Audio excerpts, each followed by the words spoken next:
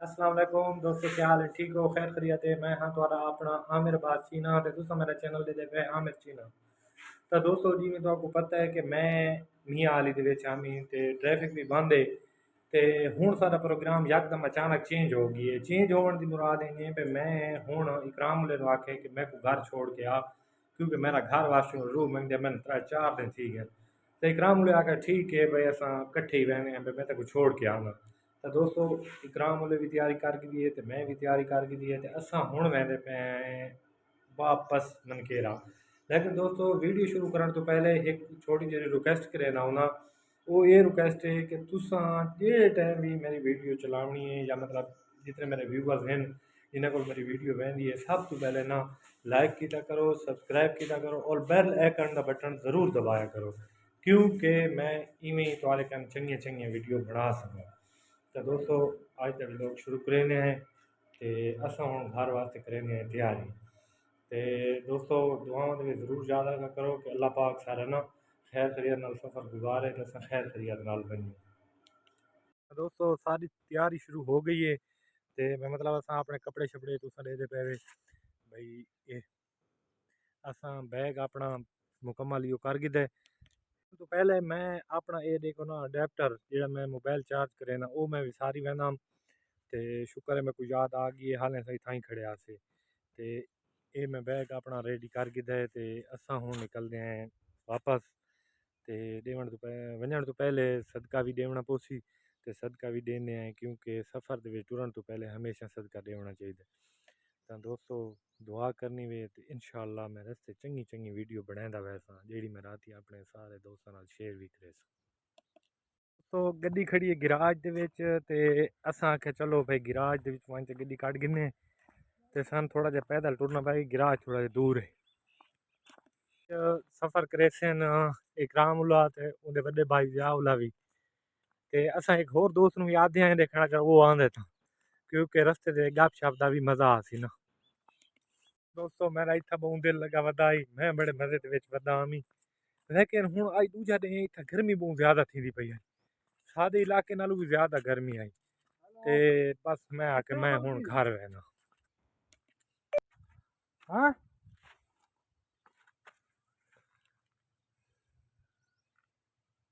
मैंने असां असमत उल्ले नूं मिले बगैर ही वहंदे पे आसे, क्योंकि मैनू इकराम उल्ले दस्या कि वो नींदर पी है, लेकिन उनकी जाग खुली है तो वो देखो ना पिछू साकू मिलन आंदा पे तो उसनूं हुण मिलदे आए ते उसनूं उसने सारा बड़ा ख्याल रखे। इत्थै मैं आया तो मेरा बड़ा ख्याल रखे।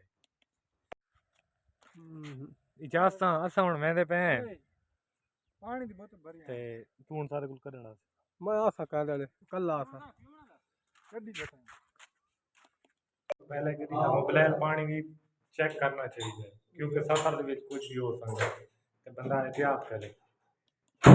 अदा के असां हुण निकल पे ते पहले सदका काट गिनो ते इकराम रात ला जावला तू भी आ ओए जो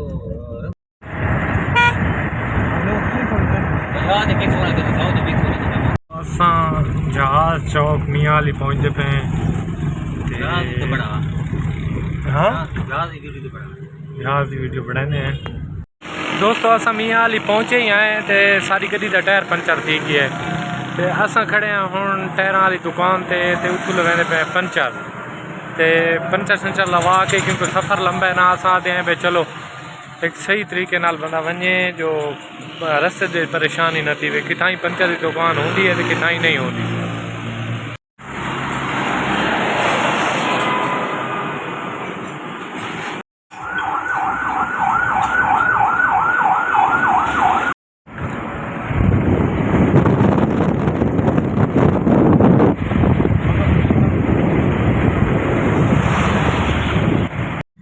दोस्तों ये MM रोड जड़ा है ये नवा बनता पे तो इनकी रिपेयरिंग दोबारा थी पई है, इस वजह तो ना सानू अज काफ़ी मुश्किलात का सामना करना पी है, यानी कि टायर पंचर लाइन आउट खड्डे।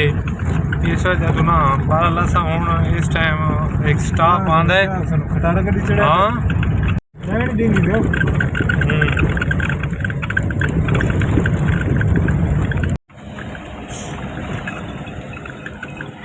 हाय केड़ियां प्यारियां प्यारियां दुंबियां काश ये मैं गिन सकता हूँ। अल्हम्दुलिल्लाह दोस्तों मैं तुसा देख के सी भाई अपने ज़िले की हदूद दाखिल हो चुका तो अल्लाह का शुक्र करे ना कि मैं अपने ज़िले के आ गया। मियाँ वाली मैं कुछ सच्ची पुछो दिल वाली गाल ना मैं उतर रहा ज़रूर हाँ। उन्हें मेरी बड़ी खिदमत की है। ये पीछे ज़ियाउल्लाह भाई बैठे हैं, ये देखो इकरामुल्लाह भाई बैठे हैं। इन्हें मेरी बड़ी खिदमत की थी। अल्लाह पाक इन्हें खुश रखे। लेकिन मैं दिलों बड़ा डरा वता आवे यकीन मनो तो मैं डर कि घर आया वे। दोस्तों तुस ये तो जानते वे कि असा सफ़र करेंदे पे मियाँ वाली तू घर का।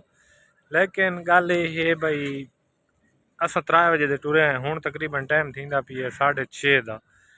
तो मेरी अखी भी रेदे पे तो रतियाँ रतियाँ थी गई हैं गर्मी की वजह तो थकावट की वजह तो थकावट थी है। तो बात इकरामुल्लाह तो मैं पूछे मैं आके यार भाई मैंने थोड़ी जी भुख भी लगती पई है तो कुछ खाने आए। इकरामुल्लाह आके भाई खावन की कोई चीज़ की जरूरत नहीं तो असा ना चाय पीसूँ। तो दोस्तों गल है भाई मेन रोड के उत्ते ही एक ढाबा है, ढाबा साथ सकते उसनों होटल तो बड़े VIP होंगे ना। ढाबा जी है तो उन्होंने चाह आदि बड़ी चंगी मिलती है क्योंकि असा पिछू पूछते आए हैं भाई केड़ी जगह ते चाह चंगी मिलती है। तो उन्हें आके भाई सामने एक ढाबा है उनके होटल ते तो चाह चंगी मिलती। तो असा ये देखो तो पहुँच गए हैं उस जगह ते बस कार पार्क करके ते चाय पीने हैं। चाय पी के ते सारा तकरीबन हालें भी 2 घंटा का सफ़र रह गया वे। तो जो 2 घंटा का सफ़र है ना वो भी थकावट वाला ही वे। दोस्तों जिमें चाह का असा सुना ही भाई चाय चंगी बनाने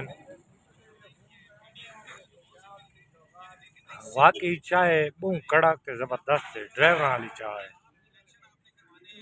तो दोस्तों चाय शाय पीवन तो बाद असा निकल पे घर वाली तरफ। तो मसला ये है भाई हाल भी असा तकरीबन 100 किलोमीटर दूर है घर तो क्योंकि हूँ शाम थी पई है तो दे पे पिछली साइड से अंधेरा हो गई है। मैं लाइट जलाना जो जल्दी है तो लाइट जलाई में लेकिन फ़र्क खास कोई नहीं पिया। तो दोस्तों एक गल मैं तुहानू करना चाहना कि जितना भी गल होवे ना जितना भी बंदा बाहर आए वजे शहर आए वजे लेकिन जी थल की आबो हवा है या जो थल है ना यकीन मनो बस थल थल है। तो थल पहुँचने तो बाद मैं इन्होंने आके मैं यार गड्डी के शीशे ना डाउन कर दो AC बंद कर दो और इतनी ठंडी हवा लगती पई वे ना भाई जितनी तुम्हारी सोच है। बहरहाल दोस्तों मैं कोशिश की है भाई मैं आज पूरा थल दिखावा तो आपको भाई मैं घर की में पहुँचता पाया। लेकिन टाइम यो जहा थी कि है भाई 7:30 का हूँ टाइम थी भी है। तो 7:30 बजे हूँ अंधेरे दे मैं तुम्हें केड़ी चीज़ दिखावा। लेकिन ये पे ना लाइटा बल ही गई हैं गड्डियां दी लाइटा बल गई हैं। तो दोस्तों गल है भाई मैं एक भरपूर कोशिश की है। बहरहाल अगर मेरी वीडियो तो चंगी लगे तो कमेंट्स और लाइक ज़रूर किया करो और चैनल को सब्सक्राइब ज़रूर किया करो। ये मेरी छोटी जरी रिक्वेस्ट है। तो दोस्तों अल्लाह पाक खैर करे असा बस 1 घंटे तक ही घर पहुँच वैसू। तो अज का जोड़ा व्लॉग है उसनू उठाई आप करेंदे पे तो इंशाअल्लाह कल नए व्लॉग के नाल हाजिर थी सूँ। बहरहाल मेरा कल आखिरी व्लॉग हो सी। तो आखिरी व्लॉग का मतलब ये नहीं कि मैं YouTube तो पीछे बहना पिया। मसला ये है भाई 7 मुहर्रम तो बाद ना मैं वीडियो 10 मुहर्रम तक कोई ना बनाए सा। तो 10 मुहर्रम तो बाद दोबारा वीडियो शुरू करे सा। तो दोस्तों तब तक के लिए दें इजाज़त। फ़ी अमान अल्लाह।